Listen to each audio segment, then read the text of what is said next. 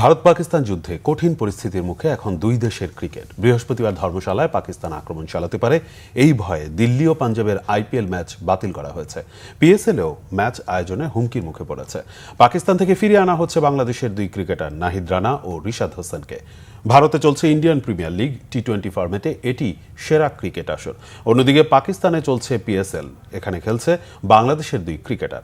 বৃহস্পতিবার রাওয়ালপিন্ডি স্টেডিয়ামে পাকিস্তান সুপার লিগে পেশোয়ার জলমি করাচি লিগ কিংস মুখোমুখি হওয়ার কথা ছিল, কিন্তু রাওয়ালপিন্ডি স্টেডিয়াম এলাকায় ভারত ড্রোন হামলা করেছে। তাতে পেশোয়ার জলমি করাচি কিংস ম্যাচটি স্থগিত করা হয়েছে।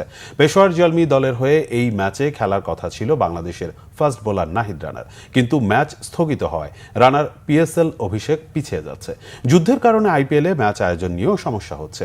৮ মে হিমাচল প্রদেশে ধর্মশালায় দিল্লি ও পাঞ্জাবের ম্যাচ শুরু হলেও পরে বাতিল করতে হয়েছে। ১১ মে ধর্মশালা আইপিএলে পাঞ্জাব কিংস দিল্লি ক্যাপিটালসের ম্যাচের ভেন্যুও পরিবর্তন করা হয়েছে। যুদ্ধের কারণে ধর্মশালা ও চণ্ডীগড়ে বিমানবন্দর বন্ধ করে দেয় ম্যাচটি এখন হবে গুজরাটের আহমেদাবাদের নরেন্দ্র মোদী স্টেডিয়ামে। এদিকে ভারতের ড্রোন হামলায় পাকিস্তান সুপার লিগের অবশিষ্ট ৮টি ম্যাচ দুবাই সরিয়ে নেওয়ার কথা চিন্তা করছে পিসিবি।